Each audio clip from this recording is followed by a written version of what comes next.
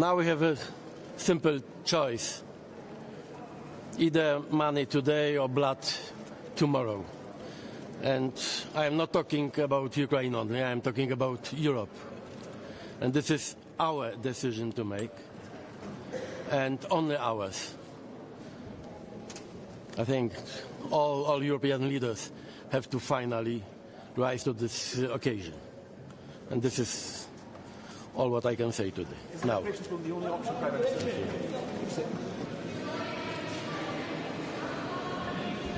We now need to give visibility to Ukrainians to finance their war efforts. This is the decision we must make. Several options have been put on the table by the European Commission. Important discussions have been initiated to use these frozen Russian assets. I want to say here that we must bring everyone together. We will find a position that will allow us to decide. This is, for me, the goal of this Council. We must give visibility to Ukraine. We must enable the continuation of the resistance effort. We must be there in support to build a just and lasting peace. I will tell our farmers who are protesting about the clarity of France's position since the start. On Mercosur, we believe that the terms are not sufficient and that this agreement cannot be signed. We cannot accept sacrificing the coherence of our agriculture, our food, and the food security of our compatriots for agreements that are not yet finalized. It's when we ban certain substances for our farmers, which required effort from them. When we told them they could no longer use certain pesticides. When we told them they could no longer use certain chemicals for production because it was about the food safety of our fellow citizens. That effort often cost them money and made their lives harder. And today, we want to open our market to people who do not follow these same rules. It's absurd, no one can understand that. So we want these reciprocity measures, what we call these mirror clauses. France has a clear position. The conditions aren't met. We are not ready to sign, and we ask that the work continues so that things are done seriously, so that our agriculture is respected, so that the food security of our compatriots throughout Europe is respected, and so that we are consistent. Second, for Ukraine, our willingness here during this Council is to deliver a package of financing in order to provide visibility. And it's very important that we find the right compromise, and I'm confident that we will find it. But the position of the Europeans is very clear. We support Ukraine in this war effort. We want to provide visibility to Ukraine, and we do support a robust and solid peace. This is why we will follow up the negotiations in parallel, and we will finalize the work as well of the coalition of the willing. We have to get rid of our over-dependencies. This is only possible through a network of free trade agreement, and therefore Mercosur plays a central role in our trade agreements. It is potentially a market of 700 million consumers, like-minded countries that want free trade together in Mercosur. So it is of enormous importance that we get the green light for Mercosur and that we can complete the signatures for Mercosur. I totally support Belgium that they insist on having their concerns and worries accommodated. And we are working day and night with Belgium, and I want to thank the Prime Minister for his personal engagement here. It's absolutely understandable, and I support that if we take the reparations loan, the risk has to be shared by all of us. This is a matter of solidarity, a core principle of the European Union. We have to find a solution today. The President of the Council said, and I support him in that, we will not leave the European Council without a solution for the funding for Ukraine for the next 2 years.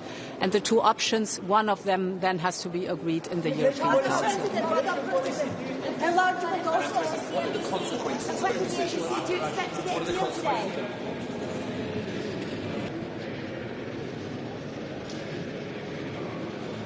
And of course, we have the discussions on the reparations loan.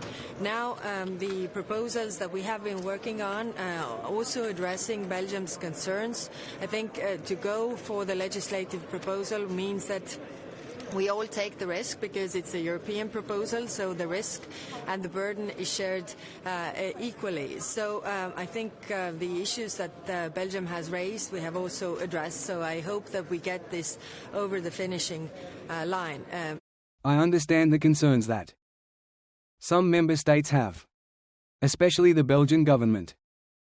But I hope that we can resolve them together, and that we can also embark on a joint path to show Russia that the European Union is a sign of strength and determination.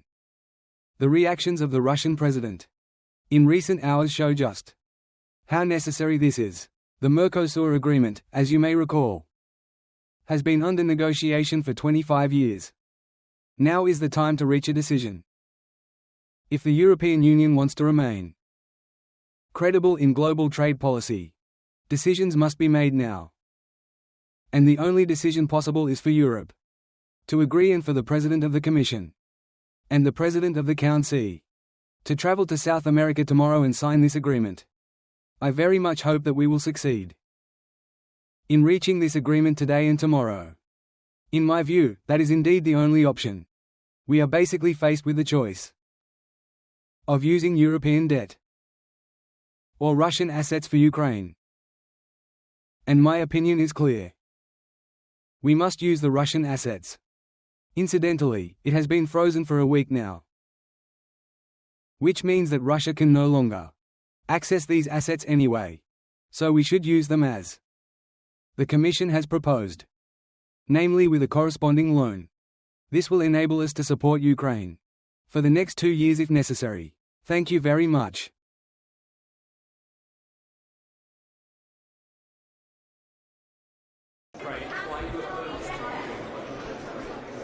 Because I would not like to see a European Union which is in war.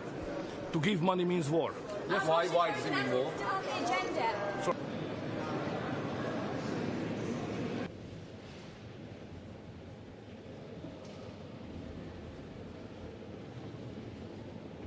Just after the Russian invasion of Ukraine, they have tripled the amount of money that they spend on propaganda and disinformation in the Western Balkans.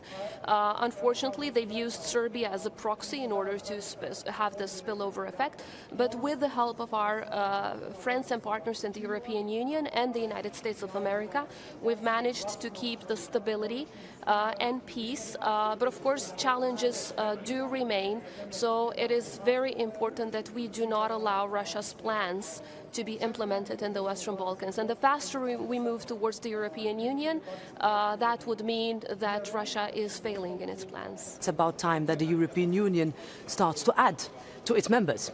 In the last 12 years, we've lost one and gained none. We also need to convince our citizens. We need to have a real discussion, not just within closed doors meetings, but outside, to convince them that enlargement is a win-win for Europe and, in this case, the Western Balkans.